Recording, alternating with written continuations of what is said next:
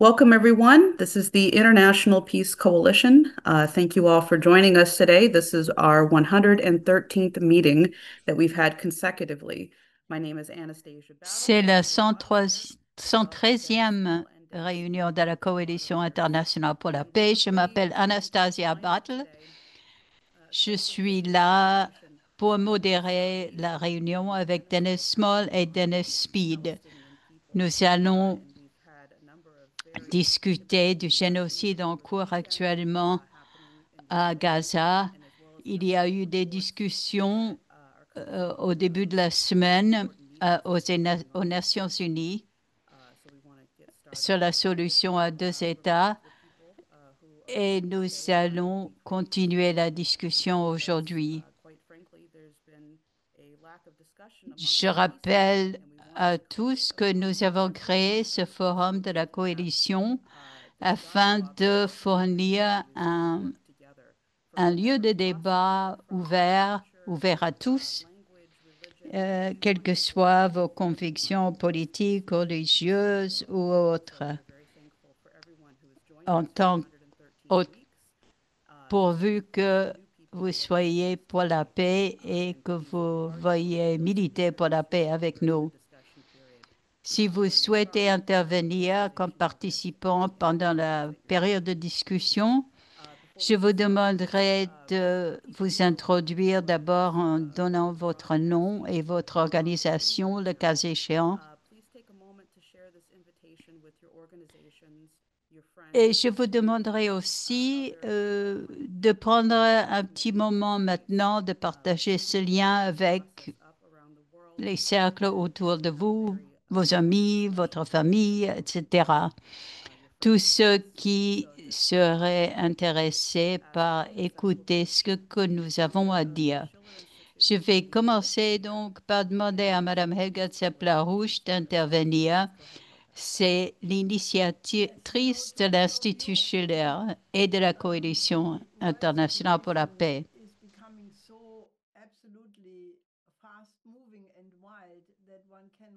La situation est vraiment évolue très vite et terrible, et elle évolue donc très vite. Donc les choses ne sont pas claires à chaque instant, mais en tout cas nous pouvons penser que nous arrivons à une explosion dans la situation vu la situation actuelle. Et les sanctions, la guerre sur les droits de douane qui ont été déclarés par Donald Trump créent une tension très grande et il y a des réactions à cela. Et c'est important. Je voudrais tout de même commencer par parler de la situation à Gaza, car c'est aussi un élément, bien sûr, de ce chaos, de cette tempête mondiale, car l'incapacité de la communauté internationale à faire quelque chose qui arrête cette horreur, qui pour l'instant, qui même est dans les médias mainstream, finit par être décrit dans des détails, dans tous les détails horribles. Et pourtant, la communauté internationale n'est pas capable d'arrêter cela. Je dois commencer par cela, car si on ne peut pas remédier ce génocide, arrêter ce génocide en cours à Gaza, je pense que c'est un miroir de la condition morale de l'humanité comme un tout. Et nous pourrions échouer dans ce test moral de notre survie si nous n'arrivons pas à remédier cela.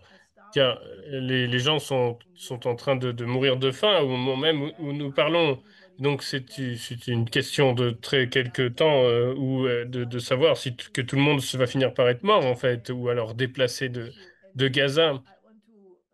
C'est une question très importante. Et je voudrais rapporter sur quelque chose dont nous devons parler dans cette réunion. C'est un rapport qui a été donné par la rapporteuse spéciale de l'ONU albanaise pour- pour- qui a dit à la session à Genève sur les droits humains le 2 juillet.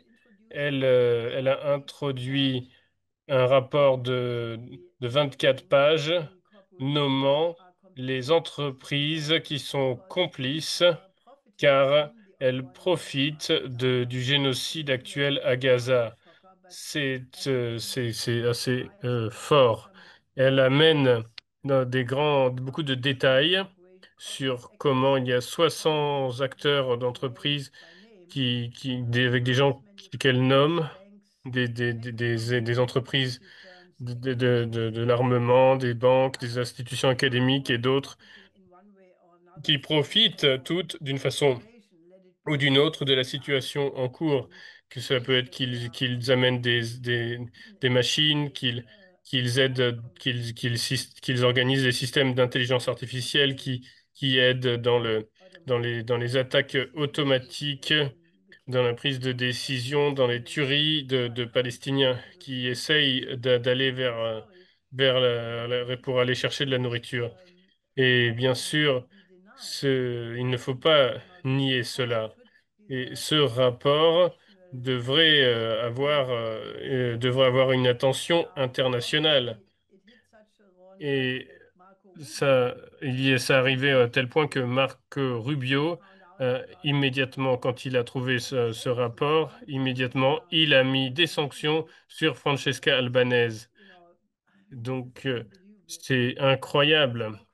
Mais il n'y a pas de doute que de nombreux éléments de ce qu'elle dit dans ce rapport ne peuvent pas être niés. Par exemple, le fait que la soi-disant fondation humanitaire pour Gaza, c'est une piège de mort. Et donc, qu'elle est complice en mettant les gens dans un piège, en essayant de trouver de la nourriture et de se faire tirer dessus. C'est une histoire incroyable. Donc, je pense que nous devons trouver une façon de changer ça. Il y a eu une réunion donc au Conseil à l'ONU. Il y a eu à l'ONU, ce n'était pas au plus haut niveau, mais c'était en tout cas tout de même important que ça ait lieu. Il y a d'autres 28 nations qui ont appelé à un État palestinien. Le Canada, par exemple, qui a été mis sous pression de l'administration Trump, euh, a soudain changé son attitude par rapport à l'État palestinien. Donc nous avons dit cela depuis très longtemps et étant donné la complexité de la situation, le fait qu'Israël ne peut pas faire ce qu'il fait sans le soutien des États-Unis, et je pense personnellement que la solution des deux États, et en combinaison avec le plan Oasis, qu'elle ne peut être réalisée que s'il y a une nouvelle architecture internationale de sécurité, car je pense que tout effort pour avoir une solution sur une question partiellement, de résoudre partiellement la situation, sans résoudre les autres, si on s'occupe que du Moyen-Orient, sans le reste, ça ne fonctionnera pas. definitely how to put the international security and development architecture on the table, because that is also extremely relevant in respect to the Ukraine crisis. But before I come to that, let me just say that President Trump has Il faut donc remettre la question in the international economic situation d'une nouvelle architecture internationale de développement sur la table. what was Et celebrated as the biggest deal ever by la Trump guerre des tarifs aussi he est quelque chose de très dangereux. commission had Ursula von der Leyen in Scotland last Sunday. Now Il a rencontré Ursula von der Leyen la semaine dernière et les accords qui ont été signés sont très mauvais pour l'Europe, pour les économies de l'Europe de l'Est, mais en général, et ça va faire du mal en Europe. Mais cet accord est déjà en train de s'écrouler car cet accord qui était censé être accepté, il y a déjà des négociations. Car euh, Washington dit que l'Europe doit acheter 700 milliards de LNG pour les prochaines années, pour quelques années. Mais l'Union européenne, on dit par la suite qu'ils n'avaient pas la compétence de de faire respecter cela, car c'est en fait les États et les entreprises qui décident. Deal is also supposed to involve other investments. Cet accord devait aussi prendre en compte d'autres investissements, car Trump prétend que l'Union européenne s'est mis d'accord d'avoir 600 milliards d'investissements supplémentaires en Europe, et ensuite l'Union européenne a dit non. Les 600 milliards d'euros, non, c'est autre chose, et nous ne pouvons pas décider, car c'est une question d'investissement privé. Et la Maison-Blanche a prétendu que la plupart des armes pour, pour l'armement européen seraient achetées aux États-Unis. Et l'Europe dit maintenant non, ce n'est pas vraiment ce dont nous avons dit, ce dont nous nous sommes mis d'accord, car elles doivent être aussi achetées en Europe. Il y a aussi eu des accords sur l'aluminium et l'acier, et en fait, l'Europe revient là-dessus, et sur les certificats aussi de la santé, sur le porc, sur le lait. En fait, ils ne sont pas d'accord. Donc, il semble que, alors que von der Leyen a clairement capitulé totalement, et donc ça met en question toute l'Union européenne, car la raison pour laquelle, soi-disant, nous avions besoin d'une gigantesque bureaucratie à Bruxelles, c'est parce que les nations individuellement ne sont pas suffisamment fortes pour faire face aux autres grands acteurs mondiaux. Mais au premier test que l'on rencontre, eh bien, von der Leyen a complètement échoué à défendre l'intérêt des nations, des membres des nations européennes. Donc, à quoi ça sert à ce moment-là? Donc, c'est juste un petit élément, car si on voit les problèmes des droits de douane aussi américains envers les pays des BRICS, car pour des raisons totalement politiques, les États-Unis imposent 50% de droits de douane sur le Brésil. Pourquoi? Pour demander la libération de Bolsonaro. C'est une question politique, ce n'est pas une question économique. Donc c'est maintenant une grande bataille entre aussi les États-Unis et l'Inde, car l'Inde ne laisse pas tomber dans son volonté d'acheter de l'énergie vers la Russie. Donc du coup, ils ont 25% du coup de droits de douane. Et donc ça crée vraiment une situation terrible. Et donc les BRICS sont ciblés particulièrement. Et donc il y avait l'espoir initial que Trump allait remédier à la situation par rapport à la Russie. Ça devient de plus en plus vraiment, c'est remis en cause. Car il y avait ces accords avec le Premier ministre Starmer pour envoyer des armes à nouveau en Ukraine. Est-ce que Trump a oublié que c'était le rôle des Britanniques dans le Russiagate qui avait ruiné sa première présidence? Mais donc ce n'est pas clair. Est-ce qu'il a oublié ça? Est-ce qu'il joue un jeu? Est-ce qu'il est vraiment en colère contre Poutine? Ce qu'il dit souvent contre Poutine.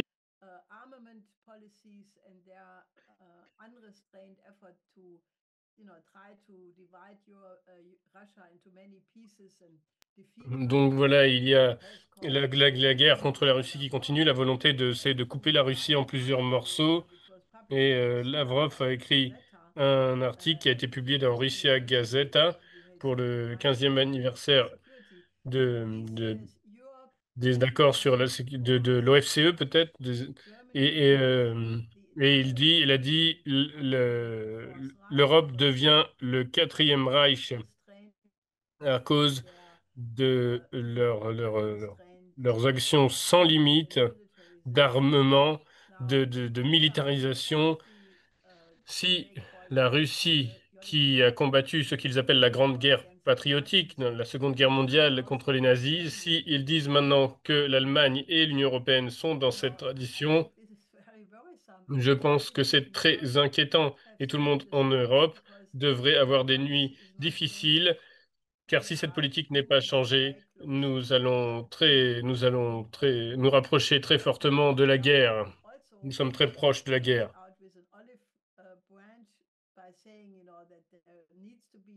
Lavrov a aussi dit qu'il est nécessaire d'avoir une nouvelle architecture européenne de sécurité et que les Européens ont leur place à la table pour une nouvelle architecture. Mais en tout cas, uniquement, il a dit, s'ils abandonnent leurs dictats et leurs instincts coloniaux. Donc, naturellement, il y a les déclarations incroyables du commandant de la force européenne en Afrique, le général Donoghue, qui a dit, non, américaine, qui a dit les États-Unis et l'OTAN sont prêts à séparer Kaliningrad de la Russie et, et donc occuper Kaliningrad. Donc, c'est la Russie. Ça fait partie de l'État russe.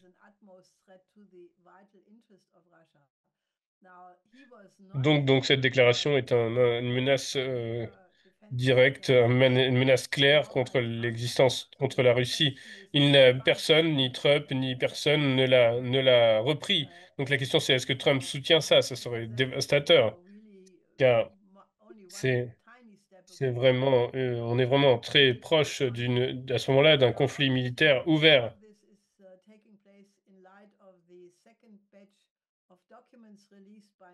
Et cela a lieu à la lumière des documents, de la deuxième série de documents rendus publics par Tulsi Gabbard.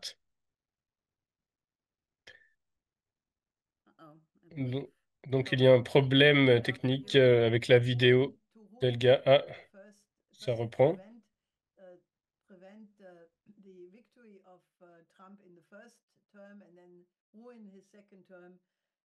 Donc Tulsi Gabbard qui a parlé des actions d'Obama et il y a le sénateur Jack Presley qui a dit maintenant qu'il y a en effet des preuves de la militarisation du FBI à la période d'Obama pour essayer d'empêcher et puis l'arrivée de Trump puis de ruiner de son administration.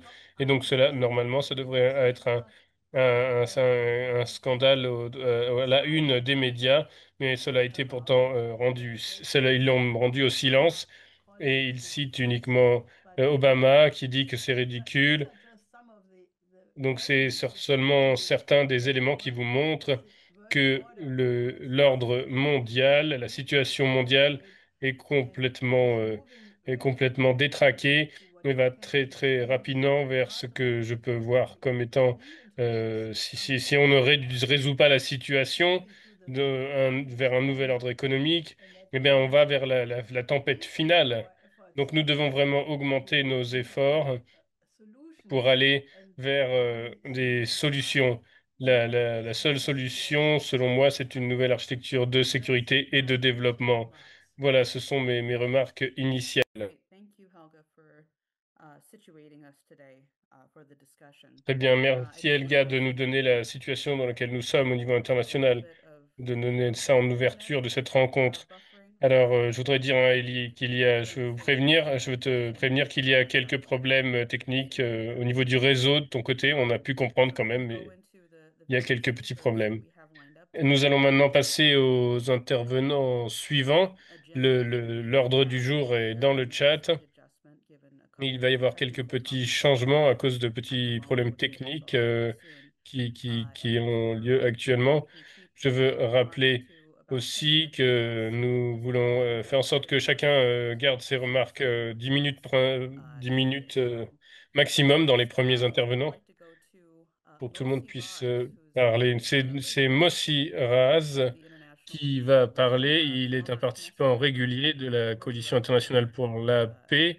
Il est ancien membre de la Knesset, ancien directeur général de la paix maintenant et ancien parachutiste israélien. Merci beaucoup pour le travail que vous faites en Israël, Mossi Raz, euh, particulièrement vu la situation actuellement. La parole est à vous.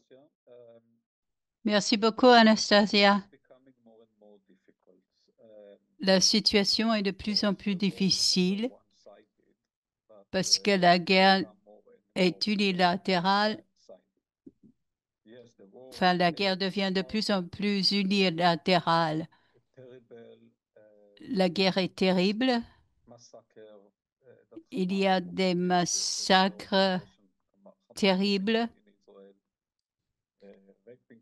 qui sont communs de part et d'autre.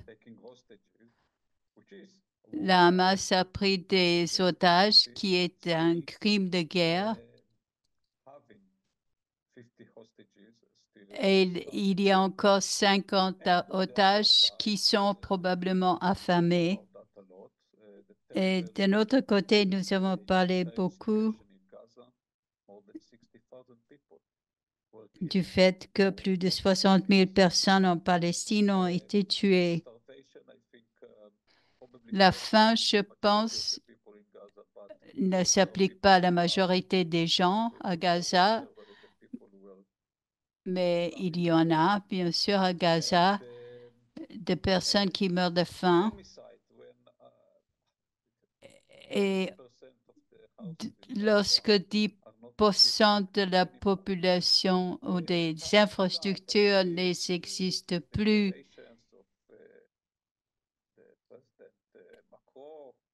nous avons les déclarations du président Macron ou du Premier ministre Starmer. Je pense que elles vont dans le bon sens en général.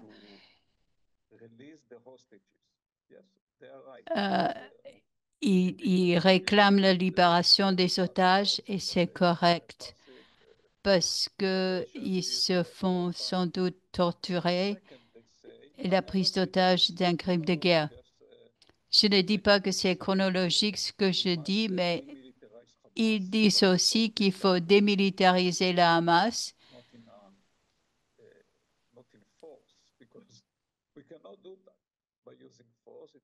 Mais bien sûr qu'on ne peut pas démilitariser le Hamas par de la force militaire. Ça ne marche pas. Ce sont les combats, la guerre qui doit se terminer. Il faut y mettre fin. C'est presque unilatéral, bien sûr, parce que les Israéliens ont la force. Mais néanmoins, le Hamas a lancé des missiles contre Israël, donc ce n'est pas complètement unilatéral. Nous ne voulons plus de souffrance, que ce soit côté palestinien ou côté israélien.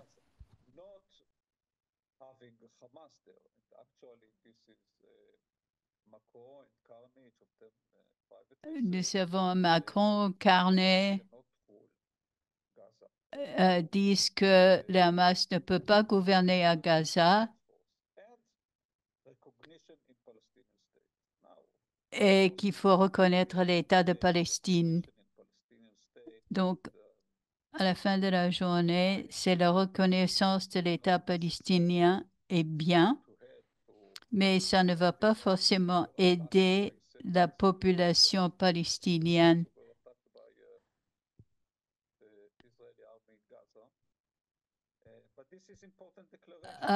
Si la Hamas remplace l'armée israélienne à Gaza. Mais c'est une déclaration utile quand même, ou ce sont des déclarations utiles.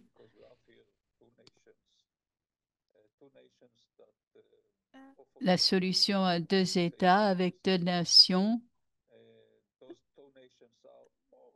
est importante. C'est plus ou moins, ils ont une population plus ou moins un nombre égal.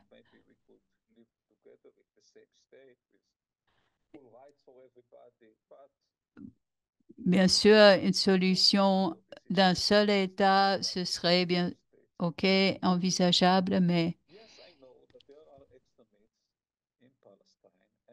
je sais qu'il y a des gens en Palestine et en Israël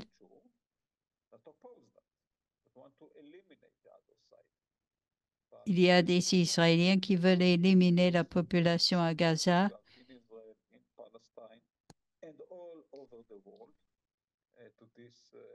Mais je crois que je n'ai pas compris. Il ne parle pas dans le micro. Mais il faut quand même compenser l'État d'Israël. Et Macron et d'autres parlent de coopération entre les États de la région. Et le président Macron dit aussi qu'il y a eu un accord avec le président de l'Indonésie de reconnaître l'État de Palestine et d'Israël. Je crois que c'est important. Nous voyons qu'Israël,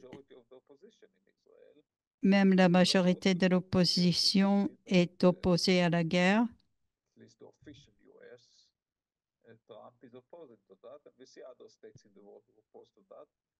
La plupart des États dans le monde, ils sont opposés, mais je ne vois pas d'alternative. Nous avons vu depuis 2 ans la guerre la plus terrible jamais dans cette région. Si je le compare aux guerres en Europe, c'est une petite guerre, mais pour nous, pour les Israéliens et les Palestiniens, c'est énorme. Pour les deux États, c'est énorme. Nous devons y mettre fin, mais ça ne peut pas venir avec de la force. Bien sûr, Israël est beaucoup plus puissante. C'est pourquoi il inflige plus de dégâts contre le Hamas et en Palestine. Mais nous devons mettre fin au massacre, aux morts. Et j'espère que les dirigeants internationaux vont trouver les moyens de le réaliser. Ce ne sera pas facile parce que la réaction immédiate de dire «Oh, ça ne vous regarde pas». Mais c'est une question de droits humains quand les gens meurent, d'intervenir, quels que soient les peuples.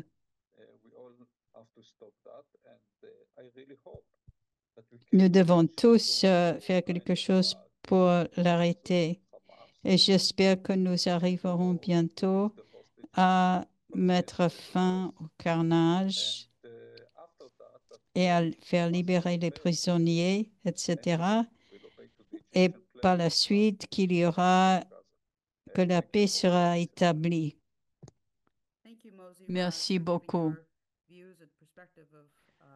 Merci, Mosiras, de vos idées, de votre perspective sur l'évolution possible de la situation. Maintenant, je vais demander à Ray McGovern, ancien analyste de la CIA et cofondateur des VIPS, des anciens officiers du renseignement, pour la raison. C'est une voix très importante en faveur de la paix. Merci, Anastasia. Vous m'entendez bien? Merci, Helga, tout d'abord pour son introduction très compétente, mais inquiétante de la situation mondiale. Et aussi, merci à Mosiras pour sa mise en jour. Je voudrais dire que l'accent est mis là où c'est nécessaire de le mettre, c'est-à-dire que mon pays, les États-Unis, permettent le génocide et permettent que les gens sont affamés. Je me rappelle du moment où le président Tutu vivait encore, il a visité la Cisjordanie et en revenant à l'Afrique du Sud, il a dit et l'apartheid, c'était mauvais, mais c'est encore pire là-bas. Et on sait comment les gens en Afrique du Sud ont été traités. Et il a dit aussi qu'en ces circonstances, ce n'est pas possible de rester neutre. Être neutre, c'est être du côté de l'oppresseur, de celui qui opprime. Et je pense aussi à ces paroles d'un rabbin du rabbin Herschel pendant la guerre du Vietnam, qui était un paragon, un excellent exemple pour nous tous. Il a dit, lorsqu'il se produit des choses comme le génocide, nous ne sommes pas tous coupables, mais nous sommes tous responsables. L'acceptation du mal, c'est encore pire que faire le mal. Nous le savons du Troisième Reich et on parle aujourd'hui d'un possible Quatrième Reich. Mon Dieu. Cela juste pour souligner combien le moment actuel est grave. Je vais évoquer ici mon principe favori, c'est le principe de Noé. Plus de guerre pour avoir prédit la pluie. Vous ne serez plus, pardon, c'est pas plus de guerre, c'est plus de prix. Le prix ne sera accordé qu'à ceux qui bâtissent des arches, comme l'archer de Noé. Et nous devons tous faire en sorte de construire des archers pour nous sauver. Ce qui s'applique aux États-Unis, bien sûr, et au monde entier. Monsieur Trump a subi beaucoup de pression à cause du scandale autour de Epstein. Et il y a lieu de croire non seulement qu'il est nommé dans les dossiers Epstein, mais qu'il était également un participant à ces cercles. Cela veut dire beaucoup de choses assez dégoûtantes, mais pour moi, c'est le mal au carré lorsqu'on a Trump qui soutient le génocide à Gaza. Et certains de mes amis qui connaissent mieux Israël que moi disent que sa motivation, c'est en grande partie qu'il ne veut pas que Netanyahou puisse le faire chanter à cause de cette affaire Epstein. Et ça, pour moi, c'est le mal au carré. Et on est arrivé au point où le directeur de la Chambre des représentants a dû même intervenir dans cette affaire Epstein. Et puis en même temps, nous avons toutes ces révélations de la part de la directrice du renseignement national qui montrent avec des preuves concrètes que non seulement l'État profond ou le deep state, c'est-à-dire pas seulement les services de renseignement, mais aussi les grands médias et le Parti démocrate, ils ont uni leurs forces, tous trois, pour faire en sorte que Trump ne gagne pas en 2016, puis, lorsqu'il a gagné quand même, pour les masculer. Et j'utilise ce terme à bon escient pour dire qu'il voulait l'empêcher de prendre des mesures efficaces. Nous avons des déclarations publiques de la part de dirigeants russes qui s'avancent pas mal en disant que Trump, nous pensons, est sincère lorsqu'il dit vouloir conclure un accord avec la Russie. Mais ils ont cessé de dire de telles choses depuis une semaine. Lavrov a tendu quand même une branche d'olivier aux États-Unis, mais j'ai l'impression que les Russes craignent plus ce qui va se passer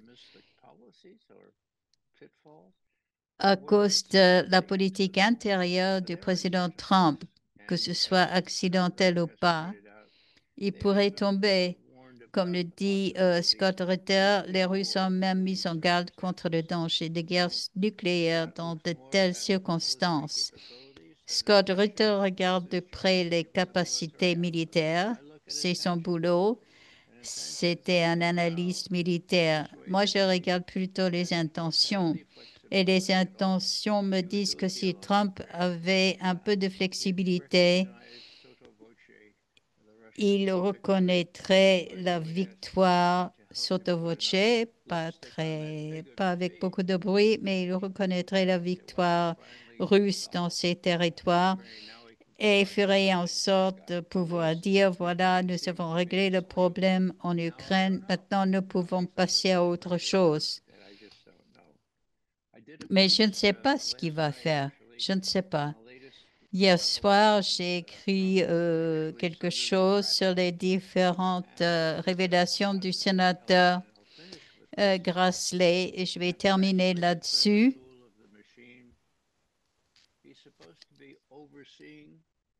Il est censé surveiller ce qui se passe au département de la justice à partir du Sénat, mais son concept de surveillance, c'est de ne rien voir.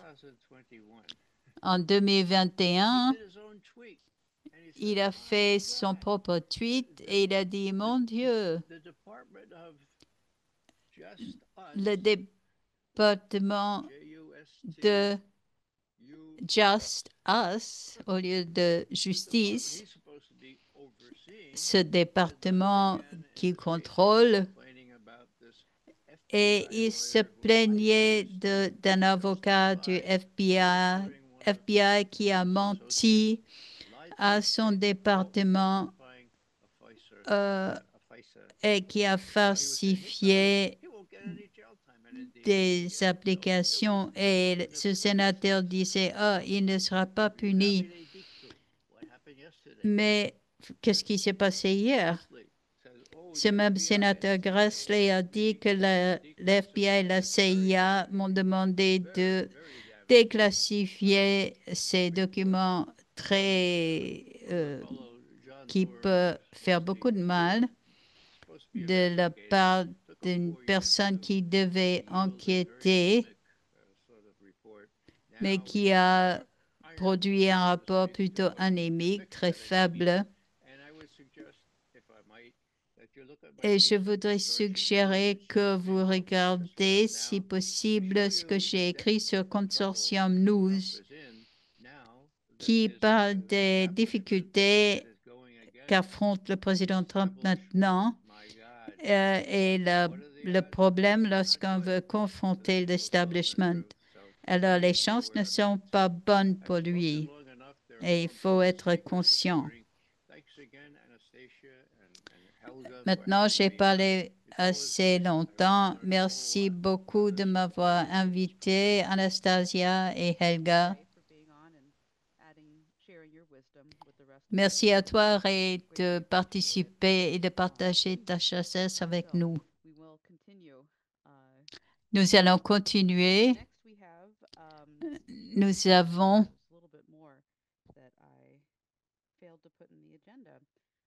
un peu plus sur l'agenda. Nous avons Luis Augusto Hertal. J'espère que j'ai bien prononcé. C'est le rédacteur en chef du journal brésilien et l'organisateur des journalistes d'une réunion.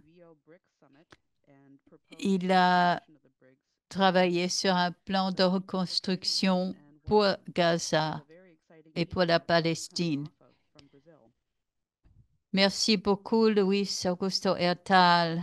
Il se passe beaucoup de choses au Brésil en ce moment.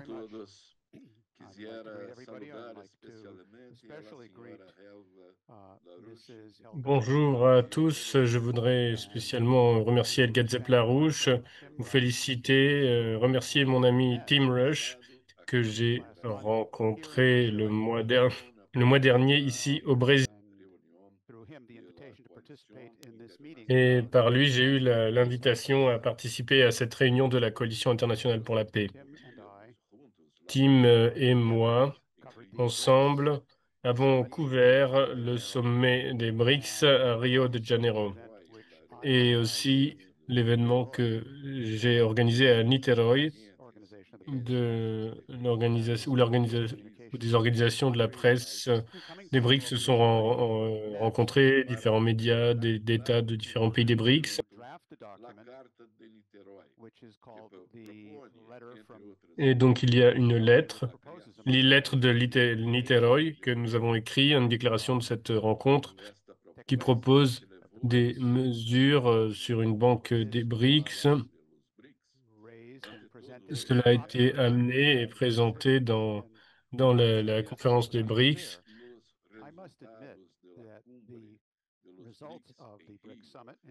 Je dois admettre que le résultat du sommet des BRICS à Rio nous a surpris, agréablement surpris. Nous étions assez pessimistes,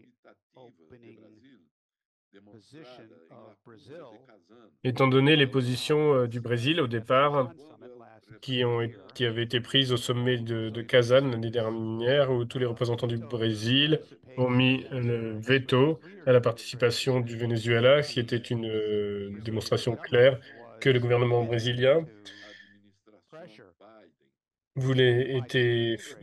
était sous pression de l'administration Biden.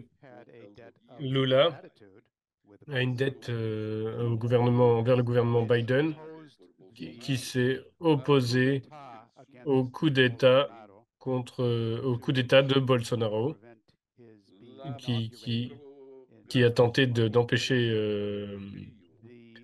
l'inauguration.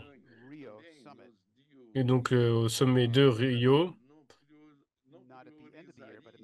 et donc il y a eu vraiment l'indication. Il semblait que le Brésil n'allait pas mettre la priorité sur les BRICS, mais plutôt la réunion de la COP qui va avoir lieu à la fin de l'année dans la région de l'Amazone en novembre. Mais en tout cas, le résultat final du sommet de Rio a été très positif. Le gouvernement brésilien a maintenu une position ferme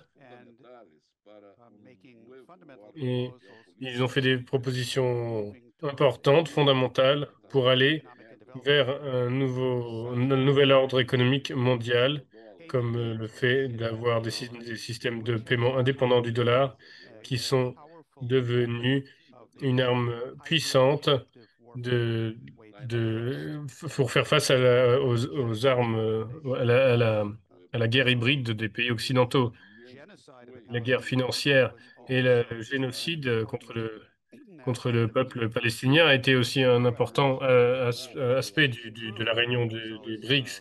Et en tout cas, il est vrai que les résultats de ce sommet des BRICS ont été positifs, c'est aussi le cas que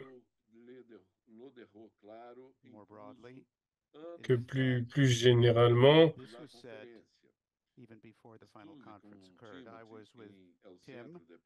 j'étais avec Tim au centre de la presse quand, quand le président Lula a fait sa conférence de presse à la fin du sommet des BRICS et il a répondu fortement, clairement à la déclaration de Trump dans laquelle Trump avait défendu Bolsonaro. Il avait attaqué l'un de nos juges de la Cour suprême et Trump a menacé d'imposer des sanctions sur le Brésil.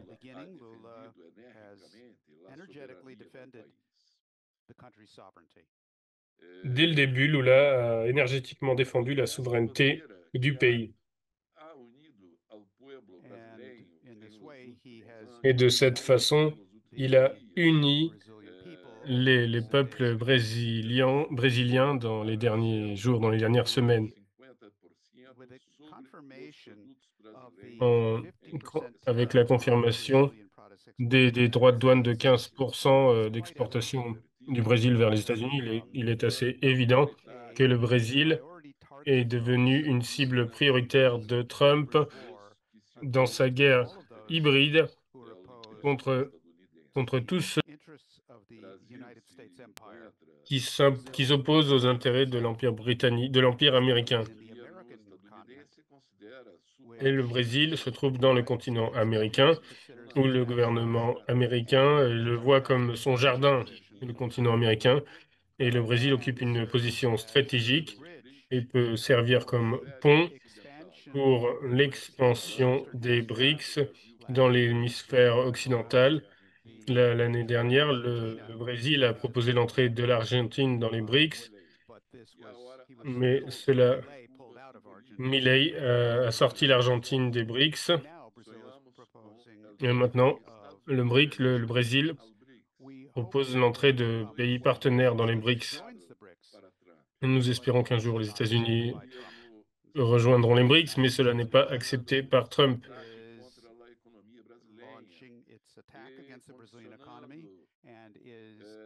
Le gouvernement Trump lance des attaques contre les BRICS et essaye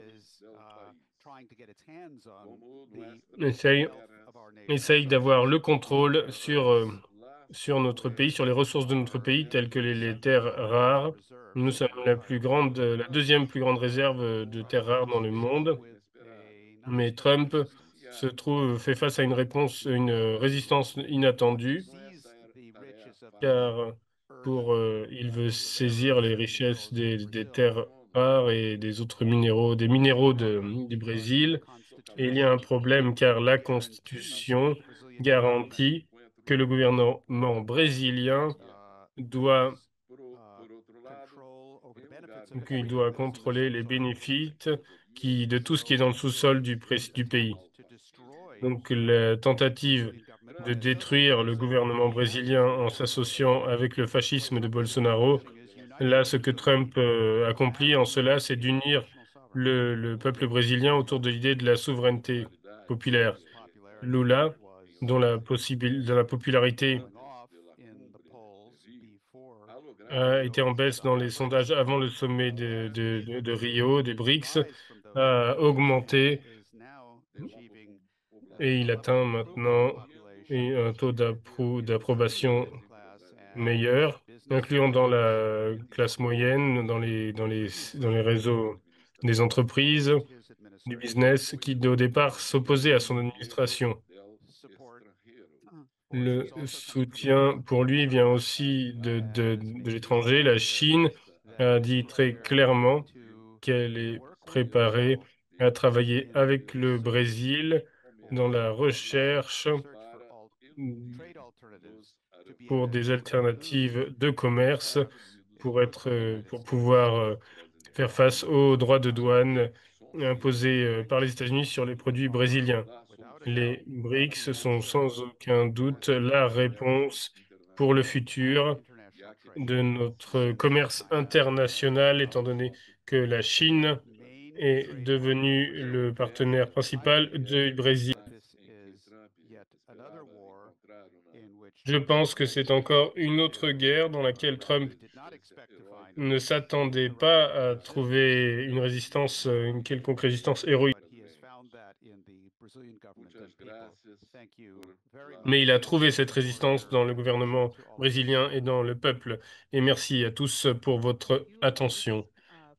Merci, Louis, pour cette intervention importante sur tout le processus de cette rencontre, congrès, de cette conférence des BRICS qui a lieu à Rio et de ce qui se passe, des changements qui ont lieu dans le monde. Merci beaucoup de mettre cela sur la table aujourd'hui. Ensuite, je voudrais donner la parole à Diane Serre, qui va nous donner plusieurs rapports importants. Elle a été dans des tables rondes autour des Nations Unies, sur des stands aussi devant les Nations Unies, sur cette réunion qui a eu lieu donc devant les Nations Unies pour militer pendant que cette rencontre avait lieu, organisée par la France et l'Arabie Saoudite sur la Palestine. Donc Diane Serre est avec nous. Ce que je peux dire, c'est que l'organisation Larouche et l'Institut Schiller ont eu 2 jours de manifestations, d'activités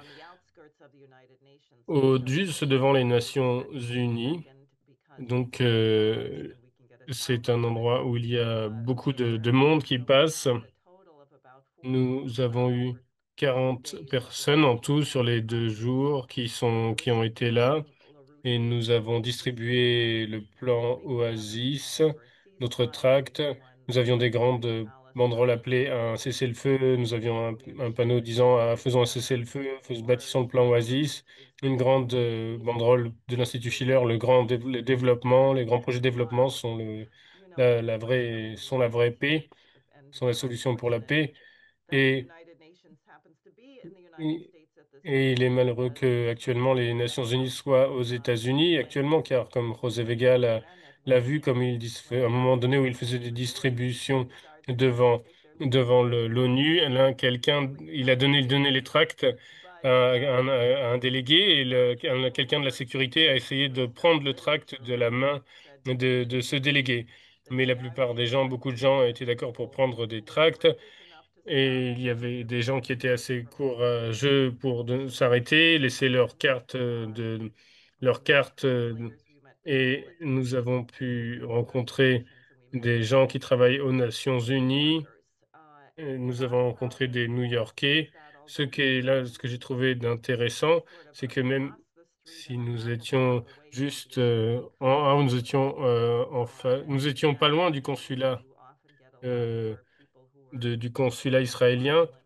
Et donc, d'habitude, à cet endroit-là, vous avez beaucoup de gens qui sont très agressifs contre vous quand vous parlez de génocide. Et en fait, nous avons eu très peu de gens qui ont voulu défendre ce qu'Israël faisait. Une femme a dit, eh bien, je pense que vraiment vous ne pouvez pas appeler ça un génocide, mais, mais en tout cas, oui, donc c'est important. Et elle a fini par même donner un don. Et,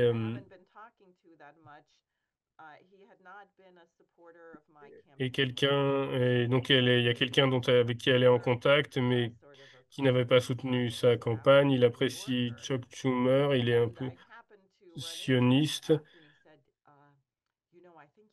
et il a dit, mais je crois que vous avez eu une manifestation devant l'ONU, et je voulais vous dire, mais c'était très bien, c'était très modéré, et c'était très bien ce que vous avez fait. Et je pense que nous devons aller de l'avant. Nous devons. Et donc, en tout cas, il soutenait ce que nous faisions. Donc, c'est un changement de quelqu'un comme lui. Et donc, il peut y avoir.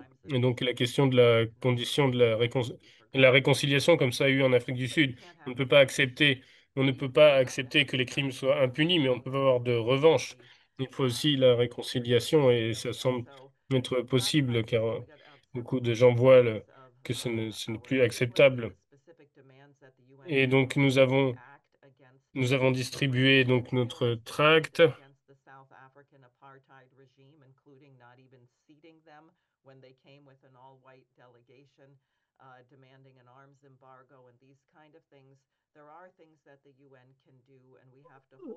Donc il y a des choses que l'ONU peut faire, comme cela avait été fait au moment de l'apartheid en Afrique du Sud.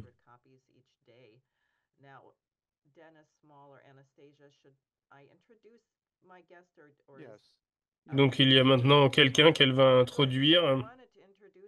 Je voudrais introduire quelqu'un qui a participé à la conférence à New York et qui va faire quelque chose en septembre, Rafed Adjebo, et c'est l'un des initiateurs de l'action du comité,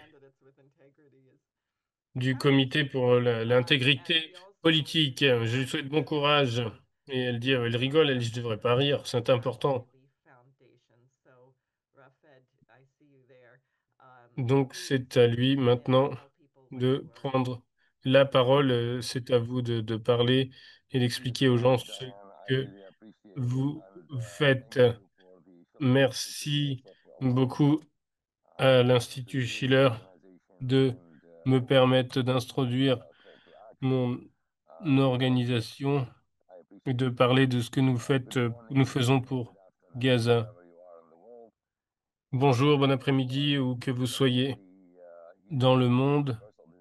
Je-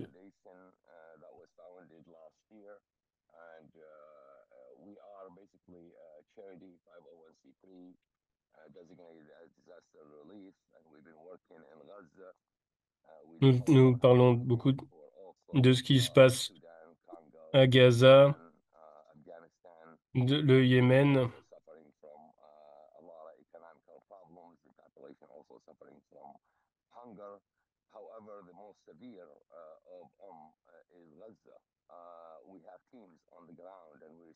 Nous avons des équipes sur le terrain, nous avons des rapports tous les jours. La situation à Gaza est bien pire de ce que nous voyons sur les réseaux sociaux et sur les nouvelles. Le fait est que la vaste majorité de la population est affectée par la famine, pas une petite portion, la vaste majorité. Et nos volontaires, ils, ils nous disent que s'ils mangent, ils mangent une fois par jour. Ce n'est pas un repas, c'est du pain avec quelque chose. Parfois, ils doivent donc ne pas manger dans la journée pour pouvoir avoir suffisamment pour leurs enfants. Et donc, parmi les nouveau-nés, il Les y a morts beaucoup de parmi les problèmes. nouveau-nés et les bébés prématurés est énorme.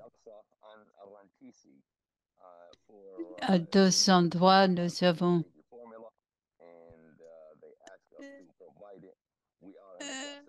demandons la livraison de produits spéciaux pour les bébés, du lait, etc.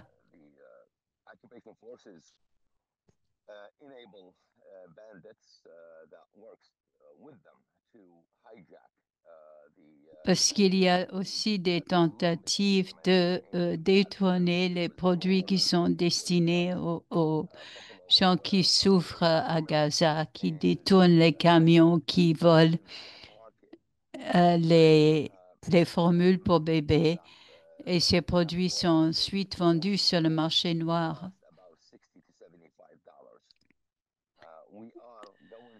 Et les vendent à des prix astronomiques. Mais nous avons beaucoup de nouveau-nés qui sont déjà mal nourris au moment de la naissance, et donc ils ont très peu de résistance aux maladies. Donc, pour ceux qui nous écoutent, essayez de faire passer le message sur notre campagne en faveur de ces produits pour bébés et pour nouveau-nés. Nous sommes un comité d'action politique. Il y a des politiciens, il n'y a pas beaucoup de politiciens qui ont de l'intégrité, mais il y a quand même des gens qui veulent se battre et qui sont prêts à se mettre en avant et à diriger les pays avec intégrité. Nous avons aussi des personnes avec nous. Je pense que vous-même êtes parmi les personnes merveilleuses qui demandent des comptes aux hommes politiques. Le 15 septembre, nous organisons une journée d'action et nous mobilisons les gens pour y participer. Ici à New York, pour forcer un changement et pour mettre fin au génocide, pour dénoncer l'utilisation de la faim comme arme de guerre qui mène au génocide. Des témoignages, le témoignage nouveau d'un ancien soldat américain, d'un colonel américain qui décrit ce qu'il a vu pendant qu'il était volontaire pour distribuer de la nourriture avec cette fondation humanitaire pour Gaza. Son témoignage est accablant et il décrit comment les gens sont traités. Tous les jours, nous déplorons à moins 40, 60, jusqu'à une centaine de personnes tuées juste à ces points de distribution de la nourriture. Donc, je vous demande d'essayer de nous contacter pour discuter des actions à prendre le 15 septembre. Notre comité a été fondé il y a 8 mois seulement. Nous n'avons pas de bailleurs de fonds, nous n'avons pas de financiers pour nous aider. Donc, je sollicite de l'aide pour aider, contribuer au succès de nos actions. Ce que nous faisons depuis 2 ans ou ce que nous voyons depuis 2 ans, cela n'a pas eu beaucoup d'effet sur le gouvernement américain, eu égard au génocide à Gaza. Donc, il faut augmenter les actions pour nous faire entendre en tant que citoyens américains. Et si vous représentez une organisation, réfléchissez à un soutien à notre comité d'action. Nous demandons un embargo sur les armes et un cessez-le-feu. Troisièmement, l'évacuation de tous les blessés. Nous demandons à ce que les responsables israéliens soient tenus pour responsables des crimes. Et nous réclamons l'accès immédiat pour les agences de l'ONU pour livrer les aides humanitaires et pour ralentir le taux de mort. Il y a beaucoup d'intervenants après nous, donc après moi, donc je ne vais pas prendre tout le temps.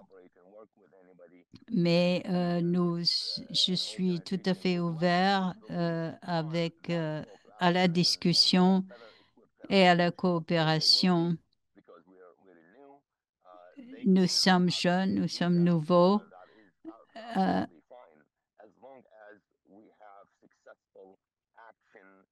Et nous voulons juste avoir des actions acceptables qui aient un impact réel sur les décisions politiques de la Maison-Blanche.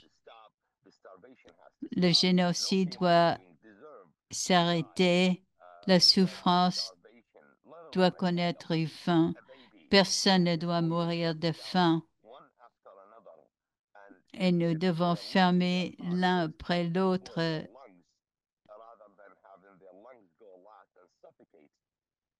oui, il y a les organes vitaux de ces gens affamés qui s'effondrent l'un après l'autre jusqu'à la mort.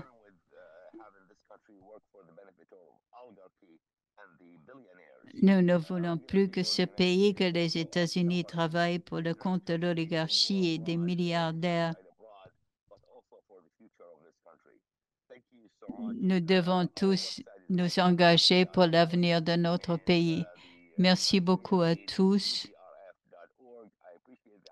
udrf.org est l'URL de notre site. Merci beaucoup, Rafed, pour cette intervention. J'ai mis dans le chat udrf.org, U as uniform, D as Delta, R Romeo, F Foxtrot. UDRF, je crois que c'était .org et vous trouverez l'adresse exacte dans le chat. Merci beaucoup d'avoir partagé vos actions avec nous.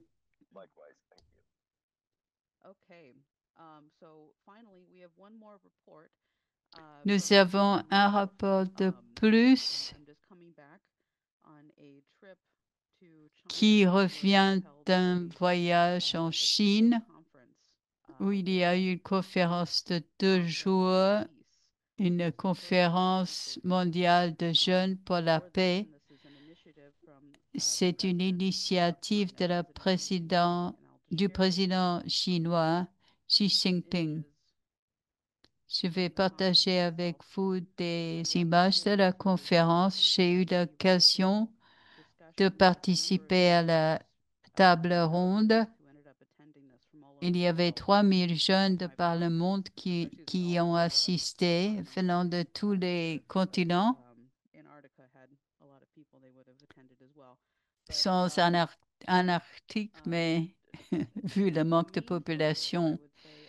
Mais le focus principal de cette conférence pour les jeunes, c'était l'importance du Sud global et des jeunes dans le Sud global pour qu'ils interviennent dans la politique internationale. Et ceci a été souligné explicitement que le seul moyen de parvenir à la paix est par le développement économique. Tout à la fin, il y a eu une initiative, un appel à l'engagement de tous les participants de militer en faveur du développement économique et pour le bénéfice mutuel de toutes les nations et de tous les peuples. Il y a eu de nombreuses interventions des personnes de 25 à 35 ans sur ce qu'ils font dans leur propre pays, des rapports sur leurs actions dans leurs pays respectifs. Et au sein des organisations, j'ai été très émue par le panel culturel, des présentations de la part des jeunes, de leur culture et du désir de partager cette culture et de la nécessité de respecter l'héritage culturel des différents peuples. Une présentation très intéressante que j'ai trouvée particulièrement saillante, c'était une délégation de jeunes du Japon qui a chanté sur la fleur du sakura. Je vous recommande de l'écouter. C'était surtout émouvant pour les étudiants chinois parce que vous ne le savez peut-être pas, mais la Chine a perdu des millions de personnes pendant la Deuxième Guerre mondiale. Et à titre d'occupation japonaise, et le Japon n'a jamais soumis des excuses officielles à la Chine. Donc, ce tribut des étudiants, des jeunes japonais qui offrait cette chanson comme cadeau et comme geste de conciliation aux Chinois. Le président Xi Jinping a parlé de l'importance de la paix et il a expliqué ses initiatives globales pour le développement et pour la sécurité qui étaient au cœur de la conférence. Mais j'avais vraiment un sens.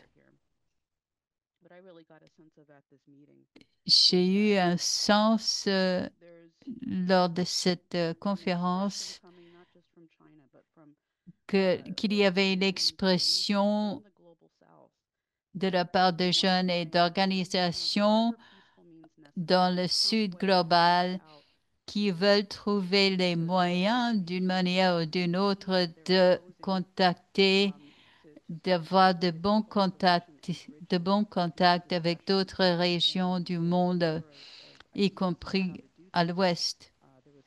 Il y a eu différentes idées soulevées sur la manière de le faire. sur différents projets à envisager.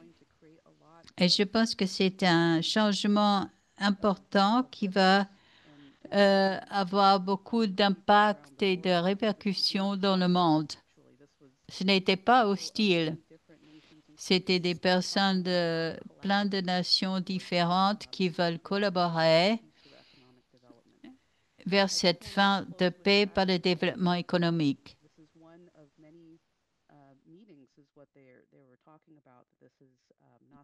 Je vais terminer avec ceci.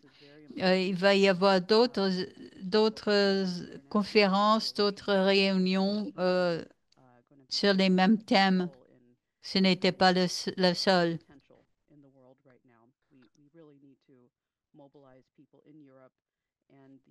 Et je crois que c'est un appel aussi à nous pour mobiliser les jeunes aux États-Unis, en Europe, pour joindre leurs efforts à ceux des pays du Sud. Donc, je vais demander à Helga si elle a des réflexions sur ce qu'elle a entendu jusqu'à présent. Ce qui a été dit par différentes personnes souligne la nécessité, et c'est vraiment l'urgence de multiplier nos efforts pour faire croître ce mouvement de la paix. Je veux remercier Luis du Brésil pour ce qu'il a dit sur les BRICS et sur leur ouverture aux États-Unis et aux autres pays occidentaux pour la coopération. Parce que, à mon avis, c'est absolument le seul moyen de sortir de cette impasse.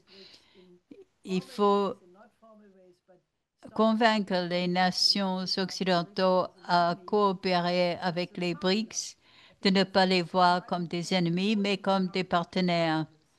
Sinon, ce sera très difficile de sortir de la situation actuelle. Puis, je voudrais répondre à la personne de l'IPAC que la marche que vous prévoyez le 15 septembre, oui, nous devons le soutenir, mais je viens de participer à des discussions préparatoires pour du mouvement de la paix en Allemagne qui veulent aussi organiser une manifestation internationale le 3 octobre, je crois, à Stuttgart et à Berlin. Et ils demandent aussi à des mouvements ailleurs, des organisations ailleurs d'y contribuer. Mais c'est un peu loin jusqu'au mois du 3 octobre. La crise est aiguë maintenant. Et je crois que nous devons sortir de cette réunion avec l'engagement à faire tout ce qui est en notre pouvoir de le faire. Nous devons nous unir et l'Ouest doit se joindre aux BRICS et œuvrer aussi à la fin du génocide et de la tuerie à Gaza.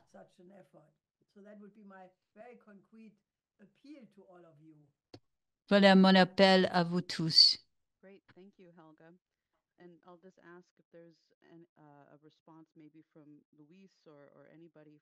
Donc, je demande s'il y a une réponse de la part de Louis avant de passer à la discussion générale.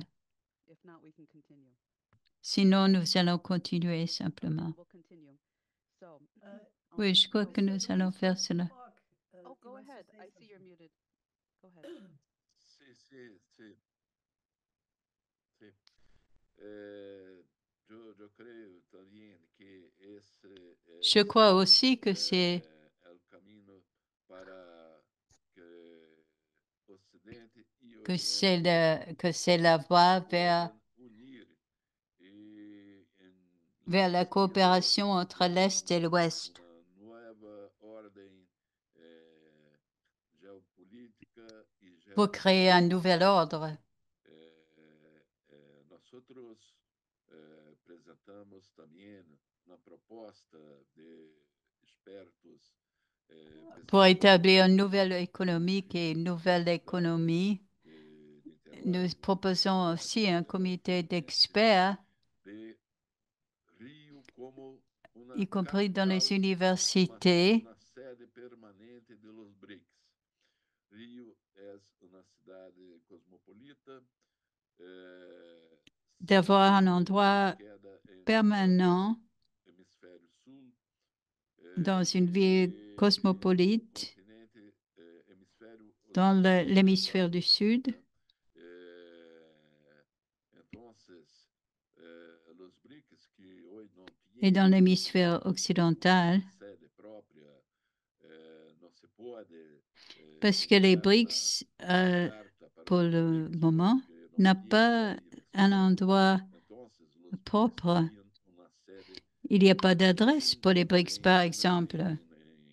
en el Donc, hemisfério ils ont occidental, besoin d'un que endroit se poderia dans l'hémisphère dizer que occidental. os BRICS são uma organização Donc, on ne peut pas dire que les BRICS essa proposta sont une organisation contre l'Ouest. muito bem recebida por ela. Cette proposition a été bien accueillie La cidade par le maire de Rio de Janeiro, podendo ser esta sede, esta qui a capital. présenté aussi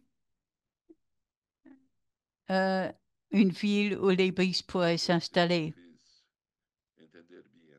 à Rio.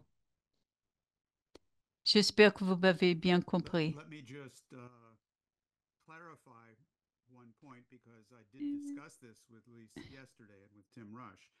The proposal is that the BRICS should have a permanent secretariat or a permanent headquarters, and the specific proposal is that that should be in Rio de Janeiro in Brazil for all of the Donc, BRICS. je voudrais préciser, il y avait l'idée d'avoir donc un secrétariat permanent des BRICS, et donc il a été proposé que ce soit à Rio de Janeiro. Et donc, et précisons que ce n'est pas quelque chose anti-occidental. Voici donc la proposition qui a été faite peut-être par le Brésil. Je n'ai pas compris exactement qui, sans doute par le Brésil. C'est Raphaël maintenant qui veut parler à nouveau. Raphaël Al-Jabouri. Merci à Elga pour son soutien à notre action. Nous voulons en effet coopérer pour agrandir la mobilisation, car il faut avoir des actions différentes de tout ce qui a pu avoir lieu auparavant pour avoir un impact. Et nous sommes ouverts à coopérer avec tout le monde. Et donc, comme Elga l'a dit, la question urgente, c'est maintenant. Et donc, il faut aussi agir. Nous mobilisons aussi pour cette manifestation, pour avoir de nombreuses personnes qui sortent. Donc, s'il vous plaît, donc nous pouvons avoir des réunions en commune. Nous serons très heureux rapidement de le faire, de participer, de coopérer. Merci. Oui, ça semble très bien. Je pense que c'est une idée excellente. Merci. Est-ce qu'il y a d'autres réponses?